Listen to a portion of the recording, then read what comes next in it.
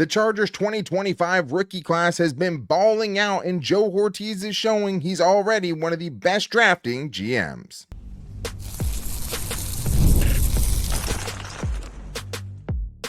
You are Locked On Chargers, your daily podcast on the Los Angeles Chargers. Part of the Locked On Podcast Network, your team every day. What is up, and welcome into the Locked On Chargers podcast. I'm your host, Daniel Wade, joined as always by my co-host, David Droegemeier, and we've been covering the Chargers now for 10 seasons, but this is our 8th year as the host of the Locked On Chargers podcast, bringing you your team every day as part of the #1 sports podcast network. David, what do we got today? Daniel, Batman and Robin have added quality talent to the Chargers Justice League for the past 2 seasons. They have been hitting home runs left, right, and center in the draft, and they are building a fantastic foundation for this Chargers football team moving forward. So we're going to talk about the incredible hit rate that they've had, and can the Chargers figure this thing out, get to the playoffs, and which one do they want to play against? Which team gives them the best opportunity? And in 2026, you may have Rashawn Slater come back. You may have Joe Alt come back with all the other talent. Do they have Super Bowl aspirations? I mean, I feel like right now, if they had those guys, they would definitely be in contention for a Super Bowl. But today's episode is brought to you by FanDuel. If you want to be right in the middle of the action this season, visit FanDuel.com and place your NFL live bets all season long. David, something we talked about last night before we got on the show was just, thinking about things to talk about today. And one of the things that we just had to kind of get into, even though it's not necessarily like an end of the season thing, is just how good the Chargers 2025 rookie class has been. Because I don't think it's over exaggerating to say the Chargers don't have 10 wins right now without Joe Hortiz crushing this draft class. And I think when you look up and down who they took in 2025, it's crazy how many guys, even as rookies, are giving them major contributions. It really is. It's unbelievable to see what they've been able to do up and down the draft. Obviously, Omarion Hampton, you see it already. The guy is going to be a star. He has the juice. He has the physicality. He has the it factor. He's going to be a really, really good football player. Tre Harris, their second-round pick, has been a menace as a blocker all season long, opening up holes. And also when he's been given his opportunities to shine as a receiver, he's made the most of those. He's been utilized on third down quite a bit, and he's been able to be available. And he's had those strong, accurate, consistent hands to be able to bring those receptions in, which is only going to breed more confidence. And when he got his opportunity to really shine, to be one of the main guys, he took advantage of it in this past game. Love what he's been able to do. Jamari Caldwell, the third-round pick, has been in that interior defensive line rotation all season long.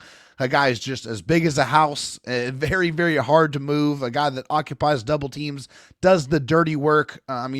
You look at it, just no matter where you look, whether it's Oronde Gadsden II, KeAndre Lambert-Smith, RJ Mickens, up and down the draft. Not just the beginning, not just the middle, but up and down the draft. They found contributions, and it has been instrumental to the success of the 2025 Chargers. Yeah, I think especially considering the injuries that they've had, like this is a season that gets tanked in years past. This is a season you don't get to have if Joe Hortiz wasn't as good as he was in these last 2 draft classes, where he kind of started in a situation where, the Chargers had a lot of bloated contracts and a very aging roster. And it's not like we haven't seen Phillip Rivers had 3 seasons with 5 wins or less.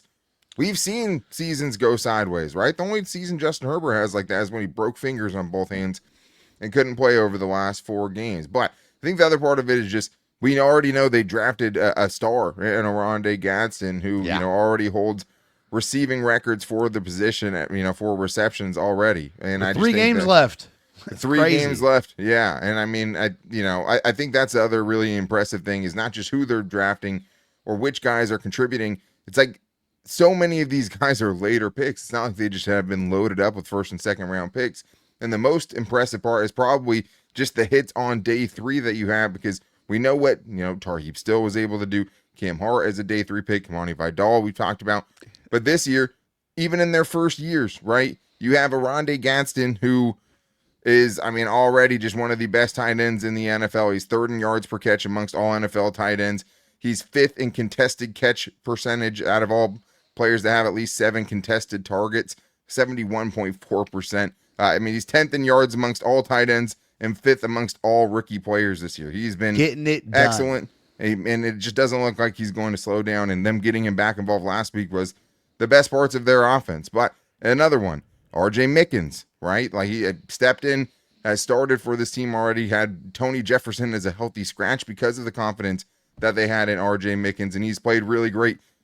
Number 1 in passer rating allowed amongst all safeties in the league with at least 200 snaps. Incredible. I didn't even find him at first because I must have just started a couple down the list. I was like, where is he on this list? I know he's played 200 snaps. It's because he was number 1. Number 2, Tony Jefferson. But his passer rating allowed. Come on now. 18.6 is what RJ Mickens has been able to do. And crazy work. It's crazy. And also, even guys like KeAndre Lambert-Smith, like stepping up in QJ's absence in the last game, showing something in the return game. And also, David, like, when you see the Kamani Vidalas, when you see the Justin Aboigbes, it's like, you still have faith that even someone like a Kyle Kennard could be a hit, or even, when KeAndre Lambert-Smith gets more opportunities, he'll be another one of those guys. I think it's just a lesson for everybody who looks at draft classes, evaluates talent, right? That not all of these players are going to progress and break out at the same rates and the same timelines.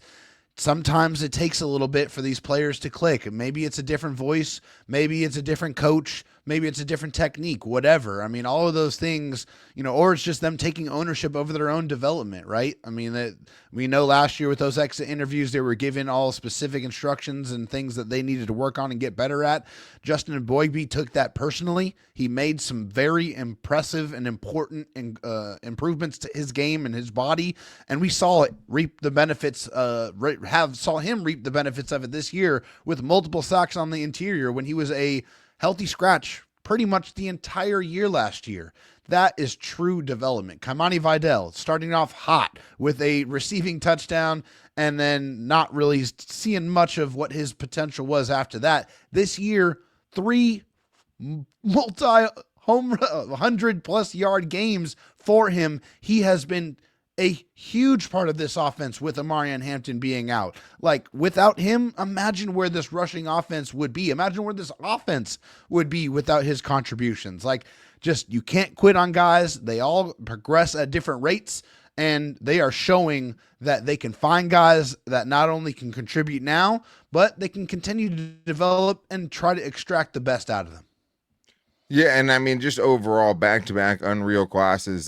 Daniel Jeremiah had said, look, there's starters all over the place in these last 2 classes. And I mean, if you take out the 7th round picks, I had posted this on Twitter, but 11 out of the 15 players they've drafted before the 7th round have at least shown you they can be replacement level starting players in this league, which is crazy. Like, that's just an unreal hit rate. I mean, Joe Alt, Ladd, Cam Hart, Tareep Still, Kamani Vidal, Justin Aboigbe, Omarion Hampton, Tre Harris, Jamari Caldwell, Oronde Gadsden, and RJ Mickens, all those guys. That's not even redraft the draft with those players and see where they get taken after you see how they've played. That's 11 out of 15 players. In Tom Telesco's first 4 seasons, he had arguably 9 replacement level starting players in his first 4. So it's just, you can't take it for granted, because to me, it's just, this is how you build a lasting foundation. How do you build around a quarterback who's making $60 million a year?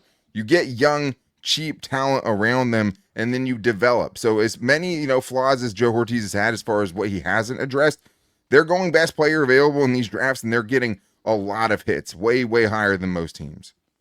They've been killing it. I mean, just the way that they've been able to find not only players at positions of need, but players that you've added to, talent, to positions where you felt like you had plenty there, and they're still getting guys to come in, because football is a violent game and you never know who's going to go in and out. You got to have quality up and down the roster. Like, honestly, the true test of how your football team is going to perform is how the depth shows up and how they perform when their number is called, because it will. And for the Chargers, this 2024 and 2025 draft class have helped them answer those calls.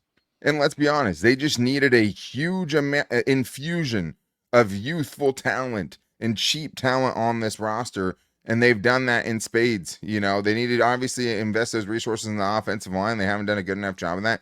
But man, show me 2 draft classes the last 2 years that are better than what the Chargers have been able to stack up to put them in prime position for a playoff run in 2025, considering the issues they've had already this year. But who do the Chargers want to play once they get there? Last year we thought it was the Texans. That didn't work out. Who should they want to play in 2025? We're getting into all that and more in today's Locked On Chargers podcast. Do you ever feel like your money just disappears each month? It happens fast. A few subscriptions here, an impulse buy there, a baby here, and suddenly the numbers in your bank account don't match the numbers in your head. Rocket Money helps you get clarity, track every dollar, and stay in control of your finances, because managing your money shouldn't feel like a second job. Rocket Money does the heavy lifting so you can save more and stress less. Rocket Money finds subscriptions you forgot you were paying for and helps you clean them up quickly. I definitely suggest it if you and your significant other could be potentially subscribing to the same thing like I found out that I was doing and felt pretty silly. Now at least I know I'm saving that money. And I also like how Rocket Money automatically builds budgets based on past spending. It keeps you on track without overthinking it. Take control of your finances and cancel your unwanted subscriptions with Rocket Money. Go to rocketmoney.com/lockedon today. That's rocketmoney.com/lockedon. rocketmoney.com/lockedon. David, it is a Chargers mailbag today, and we do want to thank all of the everydayers out there for making us your first listen and always contributing to the show. There's a reason why we've been able to have the success that we've had, and a lot of that has been incorporating the everydayers into the show and you guys bringing us the content that you do and telling us what you want to hear about. And we have a bunch of good ones today. Playoffs on the mind of a lot of Charger fans, I will say, from what we got today. And this is from Dylan Westington, who says, what's a better scenario? Staying 5 seed and getting matched up against the Steelers, or winning the division and possibly going up against the Texans? David, what do you think? Yeah, I mean, I don't want any part of the Texans. I mean, I've said it many times. It just seems like this is a team that was, really relying on their performance of one of the best defenses in the NFL. But unfortunately, the offense is now starting to play good football too, and they have some playmakers on that side of the ball for sure. The defense is going to carry them, but that offense is making them a lot more balanced and a lot more dangerous to have to go up against. That's just not a team that I would have very much interest in playing. Now, the Pittsburgh Steelers, on the other hand, that's definitely somebody that I'd have a lot of interest playing. Why? In an immobile quarterback that can't really move around, the Chargers harass them all year long. They have, and they've already done it to this particular immobile quarterback by smacking him in prime time. So I just feel like that's a matchup where I feel like the Chargers just match up extremely well against them. Defensively, offensively, I feel very good. If the Chargers get matched up with the Steelers, they can come out with a big-time playoff victory. Yeah, and I just don't think you're going to find a lot of great matchups. Even the Steelers game going into it, we didn't necessarily think was that because of the pass rush and just how bad the Chargers offensive line was playing. It seemed really bad, and they were able to find a way to, turn Aaron Rodgers over multiple times in that game, and their defense had one of their better performances all season. But you do know you can beat them, right? It does feel like the Jags or the Texans would be bad matchups with you, and we'll see how this next Texans game, goes, but it's easily the game I'm least looking forward to over these last 3 for sure. And so I think that, it would be better for them to play the Steelers in the first round. At the same time, if the Chargers go into week 18 and they can win the division, that's not going to matter to them. They're not going to rest their starters with a chance to go 6-0 in the AFC West and potentially win that division and get a home game. So I think that's where Ryan's coming from here, where he says 2 years ago we were in the playoffs and we were playing. Oh, actually, I forgot. I have a voicemail from Ryan. Let's hear him say it in his own words. Hey, Dan and David, Dan, this is Ryan from We Are the Storm. So 2 years ago we were in the playoffs and we were clamoring for a rematch with the Jaguars, and it looked like it was our best shot to win a playoff game. Obviously, it started well in the first half, and then the wheels fell off the second half. Do we try to jockey for position this year, like winning the AFC West, or do we let the cards fall where they fall? Let me know what you think. Thanks. I think as long as you have something to play for, you have to play for it, right? If you can win the division, if you are going to make the playoffs no matter what, and you can't, win your division in that last game of the season, then rest your guys. Rest them. Rest them. Do not play them. Do not take a chance that they can get injured. Play your backups. Because, even look at, obviously you have the Mike Williams, right, situation of a few years ago where he plays in a meaningless Week 18 game. The Chargers get spanked by Russell Wilson anyway. And he breaks his back. And then you look back, at last year, trying to do all these things to get to what you thought was the best matchup didn't work out for you either because you wanted the Texans and you got smoked. So I think that as long as there's something to play for, they're going to play for it. If you can try for a home playoff game, you have to do that, right? And try to win your division because trying to play it out otherwise, I don't think makes any sense. And look what happened to the Chargers in their bye week and what happened before it, right? Look what that bye week seemingly has done for this team. You think getting an extra one right before a playoff run might be nice, right? Yeah, that would be great. If you have a chance to do that in the last game of the season, you got to do it. My 14-year-old son was not born the last time the Chargers won the AFC West because that happened in 2009. It's been a That's crazy. Very long time since the Chargers have had an AFC West title. If that's on the line, if they have the opportunity to do that, you better believe they're going to try to accomplish that. That is a major feat. There's not been anybody this last decade, not named the Kansas City Chiefs, that have won the AFC West. The Chargers are trying to change that, and fortunately for them, that opportunity as of now is still ahead of them. Now, they're going to need a little bit of help, obviously. They need the Jacksonville Jaguars to take care of business against the Broncos on Sunday, and the Chargers have to take care of their business. They got to win out. They got to win every single game, including that Week 18 clash against the Broncos. But if they're in that position where they have a chance to do it, you better believe Jim Harbaugh, the competitor that he is going to try to do everything in his power to get that done. And on the flip side of that, if you can't win your division and you can't really make a meaningful difference in playing the last week of the season, don't do it, right? Don't take that chance. Give your guys and your key starters a week off and don't take any chances there. But let's get this last one here from Action Dan 65, who says, what would you call a successful year? Going 6-0 in the division, having more wins than last year, which means 12 or more, or a playoff game win? David, to me, this one seems pretty easy. It's simple as could be. You don't get into this to win regular season games. Yeah, it's great to be able to do that. It's great to get, the 6-0 in the division. It's wonderful to have a chance at the AFC West title. It's about winning playoff games. It's about winning championships. That's what's most important. It's obvious, clear. It's not even close. You get into this to go get a championship. You're trying to do something the Chargers have never done in their almost 60-year history as a franchise. That's to be able to hold up a Lombardi trophy and celebrate as the best football team on planet Earth, which unfortunately they have yet to achieve. That's the goal. So for me, at minimum, it's winning a playoff game. That, to me, would be a success in year 2 of Jim Harbaugh's Chargers. Yeah, and the thing is, too, is I don't think if they were fully healthy, one playoff win would even feel that great, right? Even with, what it kind of signifies for Justin Herbert specifically and getting the monkey off his back. But with what they've had to deal with this season, making the playoffs was an undertaking with what their schedule is. And winning a playoff game is just a huge vote of confidence, a huge measure of faith that you put into Jim Harbaugh and the direction that he's taking this franchise, right?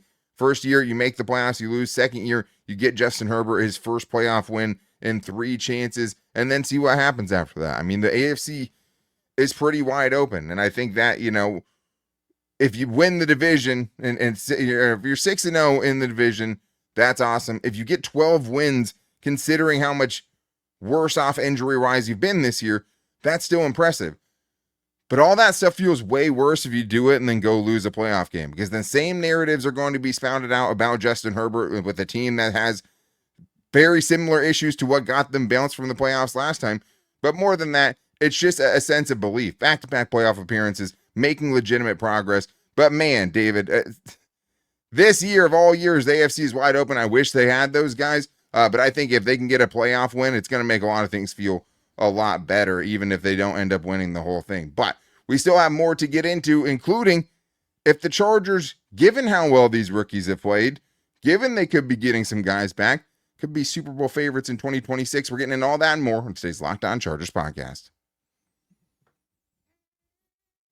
NFL Sundays move fast, one big play, and suddenly everything feels different. That's what makes live betting with FanDuel so exciting. You're not just watching the game, you're reacting to it in real time. With FanDuel, you can place your bets as the action unfolds. Every drive, every momentum swing, every highlight moment, live betting is the best. And when the game starts to shift, a receiver gets hot, a defense tightens up, or the momentum flips after a turnover, FanDuel lets you jump into that moment. Live spreads and money lines adjust instantly. Player props update as the guys heat up. And there's so much you can bet on, including this weekend's game with the Cowboys and the Chargers. And you guys can't see David, but he's not going to be happy about this. The Chargers are even bigger underdogs than they were when we talked yesterday. The Chargers are now 2.5-point underdogs against the Cowboys on Sunday morning at AT&T Stadium. David is aghast right now. He definitely disagrees with that. Seems a little questionable to me too, but if you guys want to take advantage of that and you want to be right in the middle of the action this season, visit FanDuel.com and place your NFL live bets all season long. FanDuel, the game moves fast, and so can you. David's still looking a little disgusted from that FanDuel read. He disagrees. He'll have his chance to talk about it tomorrow on the crossover episode where the Chargers get a big test for their defense, get to show how much different this Jesse Minter defense is, and get to show against the team who's leading the NFL in total offense so far this year. So it'll be a big test for that defense and those cornerbacks specifically. But we still have more of the Everydayers Chargers mailbag to get into, including here from Matthew V, who says, with the emergence of Kamani Vidal, Omarion Hampton, Tre Harris, Oronde Gadsden, RJ Mickens, insert other impact rookies from the last two draft classes because there's so many. Talked about that. And the return of Slater and all, the Chargers will be Super Bowl favorites in 2026. David, is there a chance of that? There's still one major issue that has to be corrected before I can feel like this football team in 2026 is a Super Bowl contender, and it's the same problem we've been experiencing the last few years. It's fixing the interior of the offensive line. Now, if you're telling me that you get both Alt and Slater back at 100% or as close as they can be, and then you're adding a Tyler Linderbaum in the middle at the center position, then I would feel a lot better about the prospects of them competing, because what they're doing right now, what Jim Harbaugh is doing right now, with the challenges that they've faced all year long, is nothing short of amazing. It truly is, and I think we have to take a second to appreciate that, because it is something that lesser men, lesser coaches would not have anywhere close to 10 wins right now. There's just no chance. There's just no way.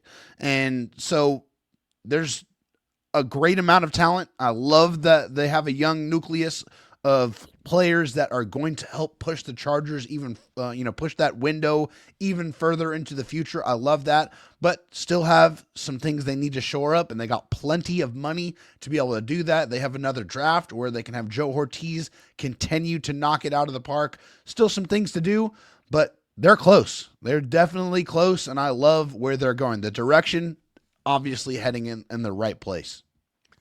That's what it feels like, right? And I think the one kind of part here that, besides not knowing what additions they're going to make, because obviously that's a huge part of it, but knowing how deep of a playoff run they're going to make, right? Yeah. Like that, like if they're bounced in the first round, nobody's going to take them seriously going into next year, pretty much no matter what the additions are, right? You'll have the few that sound crazy out there saying, wait, this is real this time, right? Because they'll still feel like they're a couple injuries away from being in the same boat.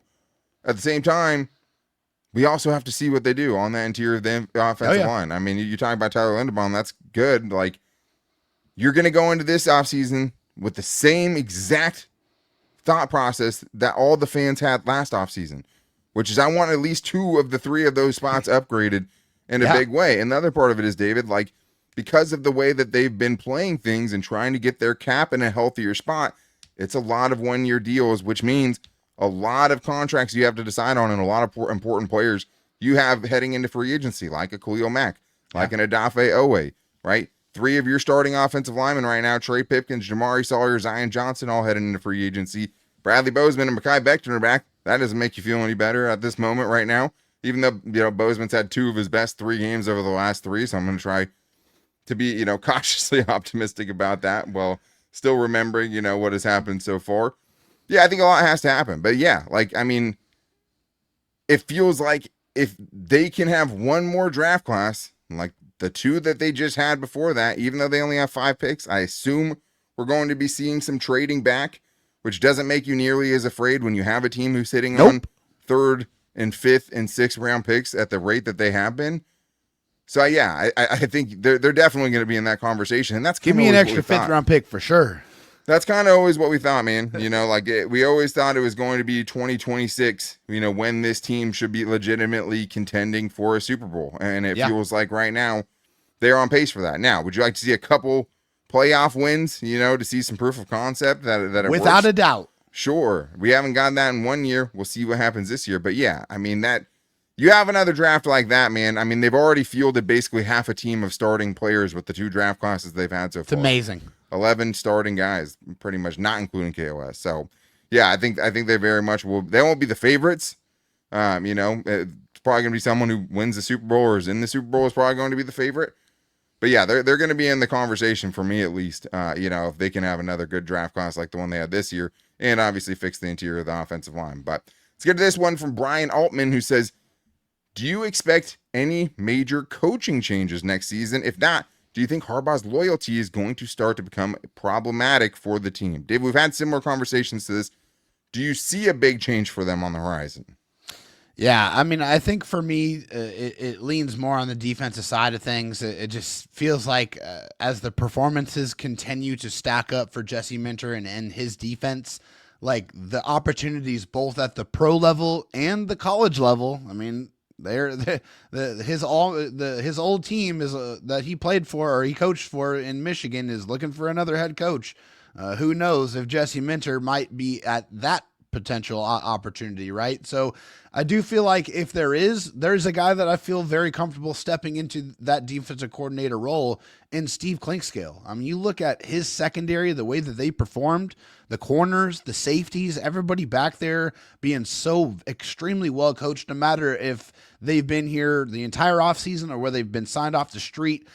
He's been able to show in a very short amount of time that he can get guys ready, get guys prepared, and go out there and play quality football. And I think that is one of the true measures of a quality football coach. So if that was to happen, I'm not saying I want it to happen. I'd love to see Jesse Minter stick around for another year because he's a fantastic football coach that has definitely, garnered a lot of respect and belief in his ability. But if he does go and does pursue another opportunity to get a higher position, then I feel good that the Chargers have another coach that can step up and be a very good defensive coordinator in this league.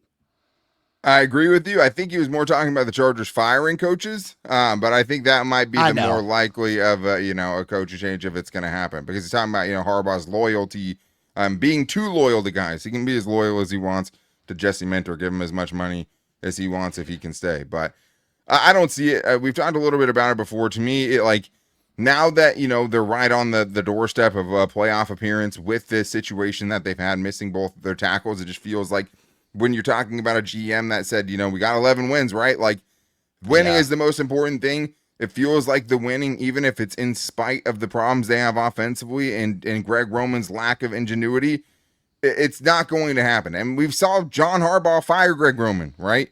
Yep. We've seen Jim Harbaugh fire his, offense coordinators while at Michigan. It feels like they're playing too well as a team for them to, it feels like the biggest change I could see is maybe Mike Devlin. Like that feels like maybe like at the top of the list, but it doesn't feel super likely at this point, especially with just how well they're playing, even though obviously we have back-to-back games where receivers are running into each other. Okay, not going to get in. Let's get this last one here from Everydayer Frank Widman, who says, would the Chargers be Super Bowl favorites this year if they had Rashawn, Slater, and Joe Alt? And this, David, I don't think is nearly as crazy with how wide open the AFC is. Yeah, I don't think so either. I mean, we got to remember when Rashawn Slater is healthy and at 100%, he's one of the best, 3 or 4 left tackles in football. And I think what we saw from Joe Alt is that he's one of the best tackles in football, regardless of whether you put him on the left side or the right side. That dude is an absolute animal. And so to have both those guys back at 100%, I mean, that was the dream, right? That was the vision that we saw, is like, hey, no matter what's going on in the interior, we're going to have a couple of bookends on the outside that are going to be able to take care of their business and handle things on their own without needing a lot of extra help, which would allow them to do some other things to try to compensate. But, if you don't have that exterior pressure coming off the outside, then Justin Herbert's going to have that extra second. And I think you see a lot better numbers for Justin. You probably don't see him dealing with a broken hand either.